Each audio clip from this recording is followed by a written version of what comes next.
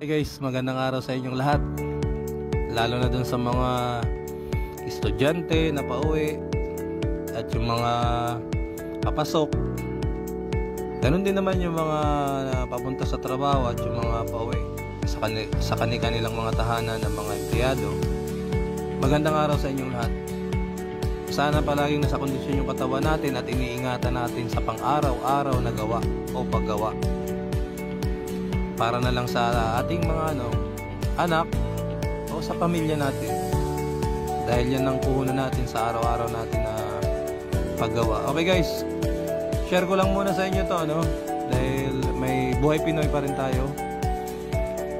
Bale itong trip namin na to is papunta kami sa Valenzuela. Sinamahan ko tong pamangking ko na almost 20 years yata na hindi niya nakita, 20 years na hindi sila nakita ng tatay niya. Silang magkakapatid. Yung isa naman is 10 years na hindi sila nakita. Okay guys, sinamahan ko, tatlo sila. Yung tatay nila kasi hiwalay sa nanay nila, nakapag-asawa na. Dumadating talaga sa buhay ng tao yung ganyan mga pagkakataon na nangyayari. O minsan napapanood lang natin yan sa teleserye. Nangyayari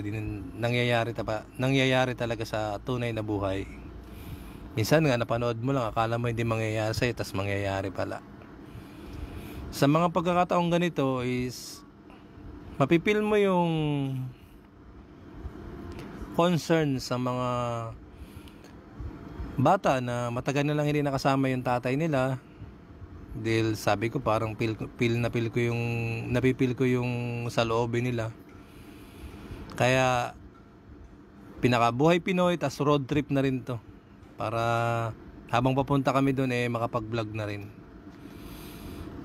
Okay, singit ko lang to guys. Bakit dumadaming populasyon natin sa Pilipinas? Dahil sa kahirapan. At bakit naman tayo naghihirap? Dahil sa politiko. Kung inaayos lang ng politiko yung pagdadala nila sa taong bayan, is hindi dadami yung populasyon natin. Kasi may trabaho. Busy sa trabaho. Pag wala kang trabaho, kayo lang mag-asawa, palabasin mo lang yung mga anak mo, maya-maya o bukas-bukas lang buntis na naman si misis. Wala, dahil sa kahirapan. Ang unang gagawin natin ito yung halimbawa may presidente na maayos na umupo, kagaya na lang ni Pangulong Duterte, yung dating presidente natin. Galit na galit sa mga magugulang na nilalamang yung mga kala mo hindi Pilipino yung nilalamangan nila, 'di ba? Ginawa ni Duterte is winalis lahat. Noon usong-uso yung mandurukot, holdupper, snatcher. Ulitin ko noon usong-uso yung mandurukot, holdupper, snatcher. Pagbaba ni Digong, ubos ang mga walang hiya. Kasi alam nila kung sino yung mga puno na yan Sige, dinagdagan na kayo ng sahod Pag gumawa pa kayo ng kalokohan, tapos ng boxing. Tsaka nahiya na rin kasi may mga pinag-aralan na rin naman. Ang isang solusyon dito kasi sa Pilipinas, para hindi naghihirap yung mga Pilipino, hindi dumadami yung populasyon natin, is unang-una sa namumuno, magmula sa presidente. Hindi naman natin kailangan ng maraming congressman, senador. 3 lang okay na, Luzon, Visayas, Mindanao. Mediator na lang isa, pang apat na senador, 4 na congressman. Tanggalin na yung mga party list na yan. Ano bang may naitutulong po ba yung party list? Tanggalin na po yan. Dagdag pa sa pinapasa ng mga nagbubuwis na taong bayan, yung sahod ng mga yan. Mariosep naman. Kaya diyan pa lang sa pasahod ng mga yan, naghihirap na yung taong bayan sa kababayad ng buwis. Ito pang isa, kung may magaling na upo na sumunod kay President Duterte, sumunod kay Bongbong Marcos na may umupong presidente na magaling, i-revamp lahat ng ahensya ng gobyerno, iayos yung BIR. Kasi ang BIR na yan, negosyante ako ng 17 years, alam ko yung mga patakaran na lintik na BIR na yan eh. Huwag na lang tayong magsalita ng nakakasakit, i-revamp lahat yan. ECTEX, NLEX, South Luzon, lahat yan yung may ayos, yung palitan ng dapat pare. Si baka agad, ewan ko bakit only in the Philippines lang gumawa na ng kalokohan, hindi pa sinisibak sa trabaho dahil malakas sa ganito, sa ganyan tumulong.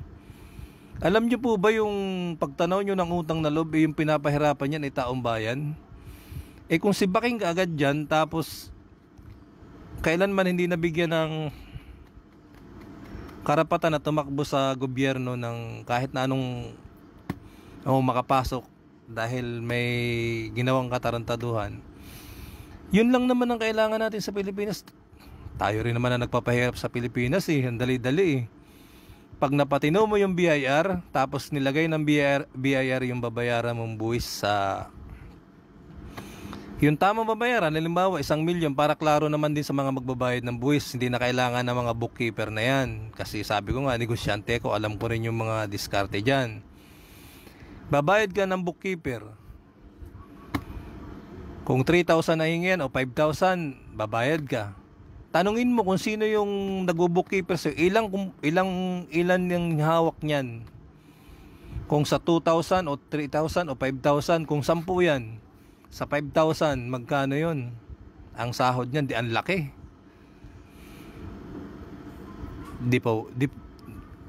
Tama po ba?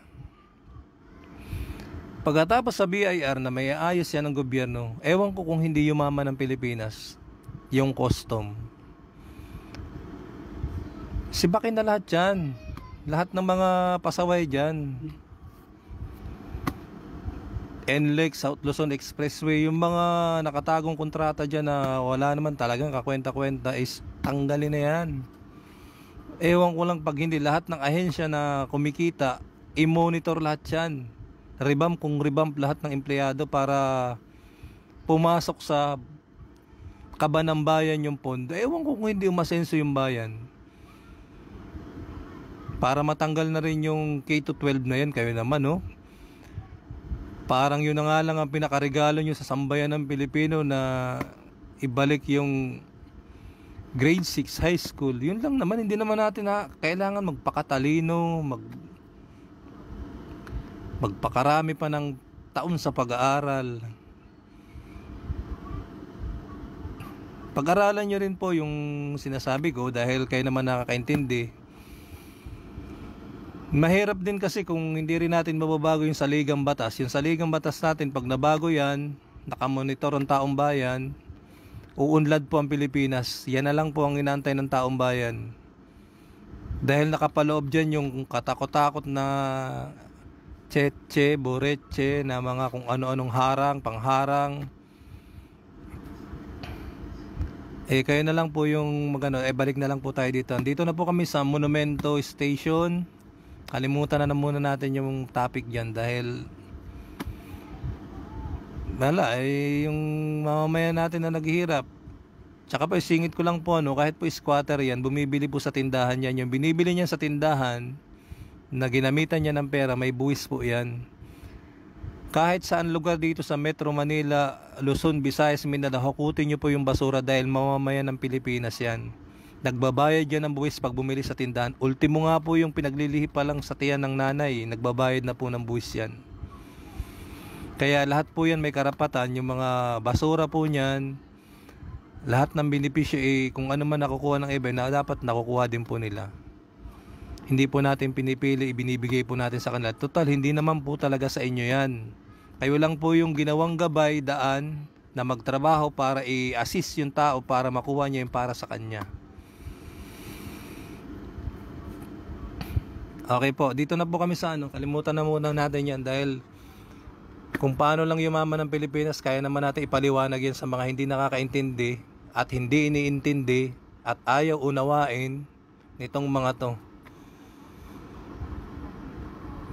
Hindi natin kailangan taasan niya lintik na buwis na yan. Ipakita nyo lang sa tao yung 1 million, 500,000, 100,000 kung magkano yung buwis para hindi na kumukuha ng bookkeeper. Tuwan-tuwa lang yung bookkeeper dyan sa mga style na yan. Okay guys, andito na tayo sa Gente de Leon. Etong lugar na to guys, is dito ako nagbinata. Etong lugar na mismo na to. Galing ng Olongapo, doon ako nag-elementary.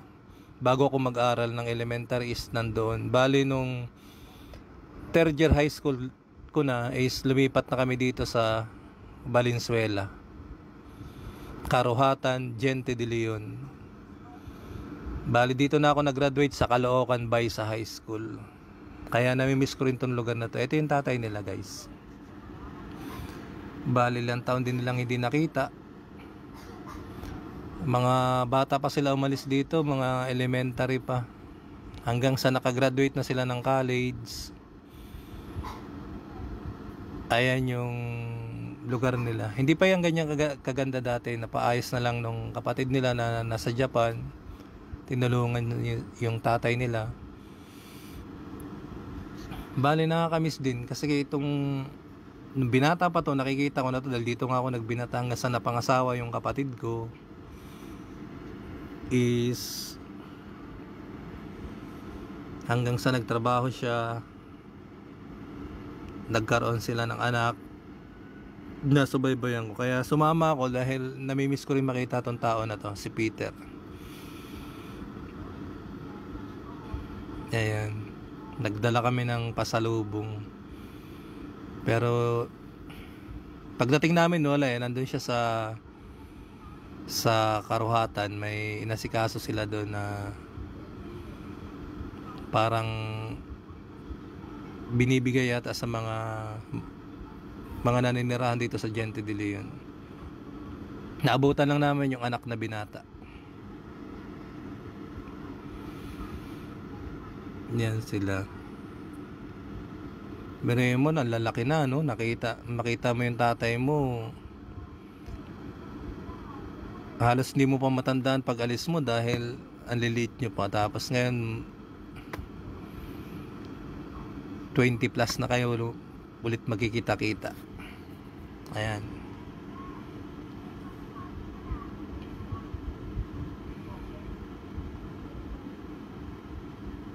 Ayun yung stepmother nila.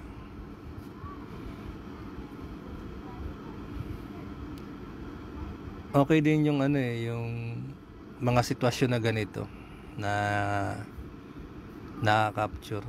Ito yung pangatlo na puro babae kasi, pang-apat babae pa rin. Ito yung pangatlo, si Nikay, si Stephanie at si Tina.